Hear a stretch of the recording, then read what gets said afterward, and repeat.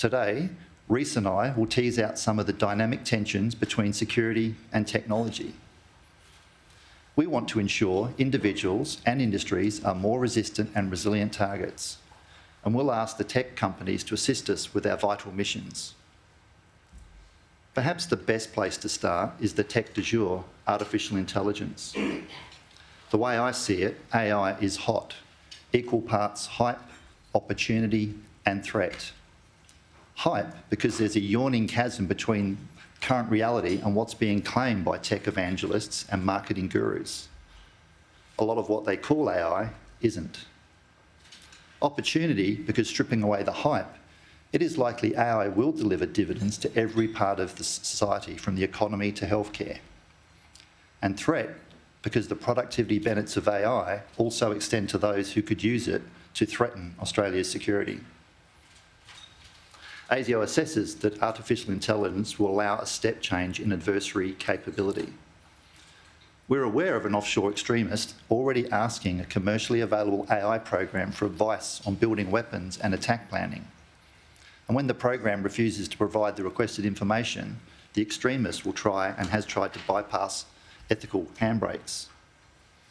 As I mentioned at the outset, the internet is the most potent incubator of extremism. AI is likely to make radicalisation easier and faster. We also anticipate artificial intelligence will increase the volume of espionage. Not only will AI improve espionage capabilities, nation-states will be more motivated to harvest personal data to assist their own programming, and more motivated to steal information about rival AI technologies. In this year's annual threat assessment, I talked about a foreign intelligence service grooming Australians on a professional networking platform. The team used a cookie-cutter, one-size-fits-all pitch in its online approaches. Artificial intelligence will likely empower more bespoke, personalised social engineering. Adversaries will have a powerful tool to exploit big data sets, enhancing their ability to target vulnerabilities in people, vulnerabilities in software, and vulnerabilities in critical infrastructure. AI will facilitate foreign interference by allowing foreign intelligence services to conduct more prolific, more credible, and more effective disinformation campaigns. ASIO is tracking and monitoring all of these likelihoods and their implications for Australia's security. Of course, the most obvious and possible best defence against adversary use of AI is AI itself. I can confirm that ASIO has been using artificial intelligence for many years now. It's not replacing our people, it's augmenting and assisting them. As one example, the vast amounts of data being produced every day means that finding a critical piece of intelligence is less like finding a needle in a haystack than looking for a needle in a field of haystacks. AI makes that process easier and faster.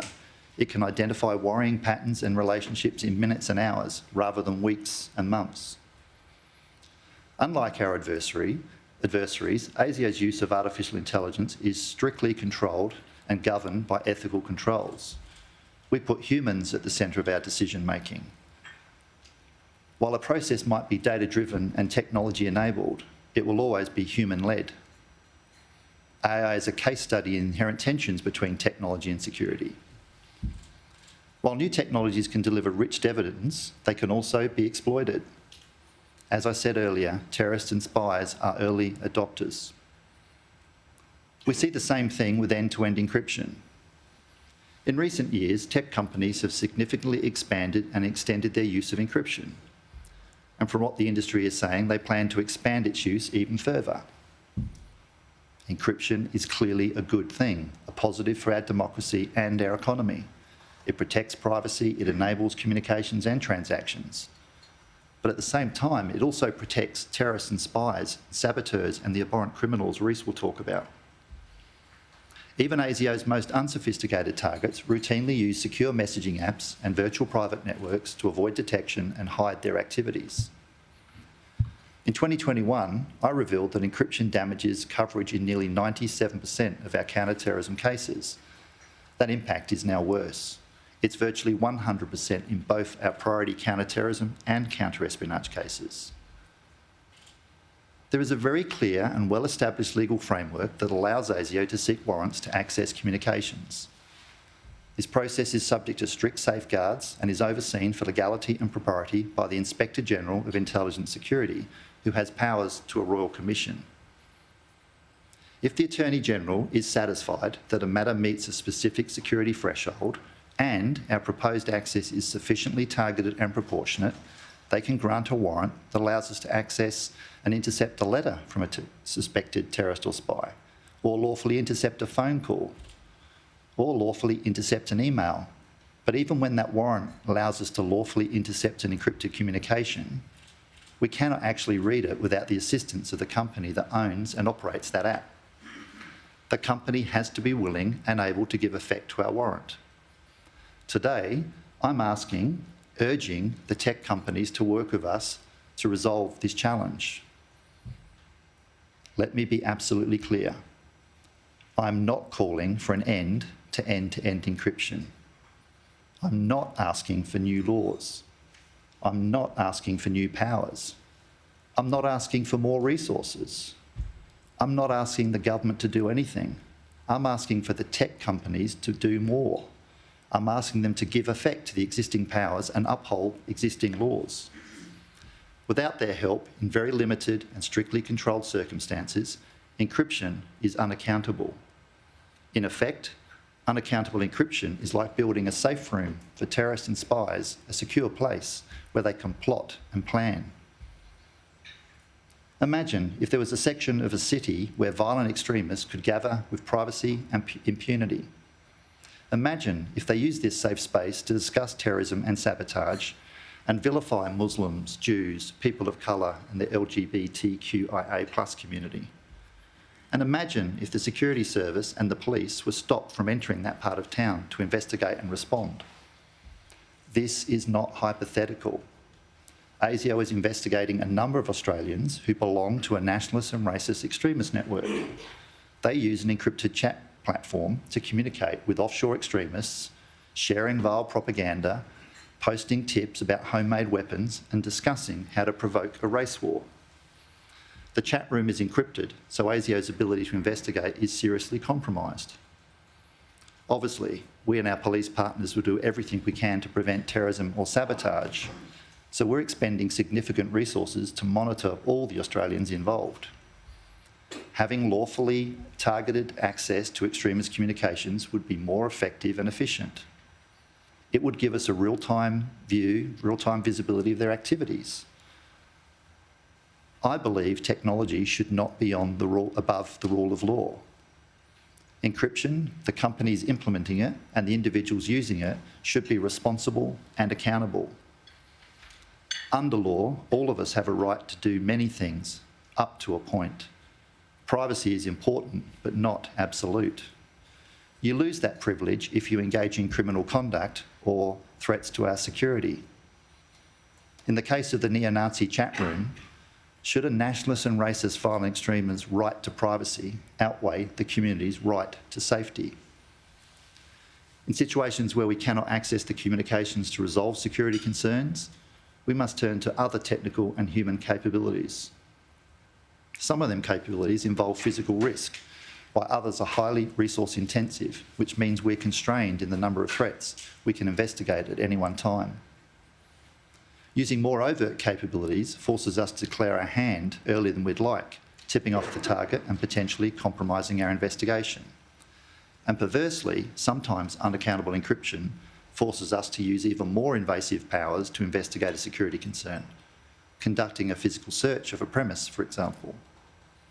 Worse still, we may be faced with having the knowledge of a likely threat, but having no practical way of understanding the extent of the concern.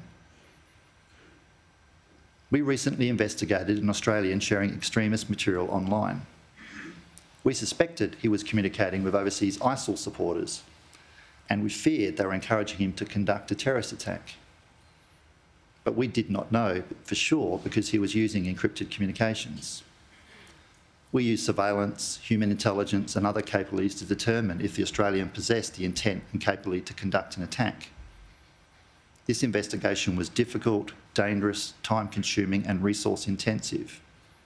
And yes, We eventually learned multiple offshore extremists had encouraged the individual to conduct an act of terrorism. Now, you might think this case demonstrates we don't need accountable encryption to be resolved to resolve our security concerns, but I believe it proves the opposite. If this individual was planning a terrorist attack, a quick and targeted access to communications could have been the difference between life and death. This is why the gap in ASIO's ability to lawfully intercept the use of encrypted communications by terrorists and spies is such a concern, particularly in the current security environment. This is why I'm asking the private sector to step up. I'm calling on big tech to establish lawful access solutions that can be applied in very tightly controlled and targeted situations, not to create backdoors or systemic weaknesses that break the internet. If the threat, evidence, safeguards and oversight are strong enough for us to obtain a warrant, they should be strong enough for the companies to help us give effect to that warrant, to make encryption accountable. And making encryption accountable will be a natural extension of the role that industry plays in helping government respond to many other risks on a national level. Industry partnerships are vital in protecting critical infrastructure, and industry is stepping up to help better protect the personal data they hold from being compromised by cyber criminals and nation states. We need them to step up again and help us protect Australia and Australians from threats to security. That requires making sure they can offer encryption to their users while providing effective and accountable law enforcement access capabilities. I started this address by referencing ASIO's 75th anniversary. The first and second Hope Royal Commissions were key milestones in that history. Justice Hope concluded that it is proper role of a security service to deal with special kinds of threats, recognising this requires a security service to exercise investigative methods that may intrude into the private lives when justified by the threat. He did not believe that protecting citizen security is inconsistent with protecting citizens' rights, including the right to privacy. To the contrary, he suggested they are complementary by stating, and I quote, "Public safety and individual liberty sustain each other." Justice Hope was ahead of his time. ASIO is committed to safeguarding the security of Australians and safeguarding the liberties, protecting from wrongs while securing their rights. Our lawful access capabilities help us defend democracy and safeguard sovereignty. They help us detect and defeat threats to life and threats to our way of life. And they help us do what we were founded to do. Thank you, and I look forward to your questions after Rhys has given his remarks.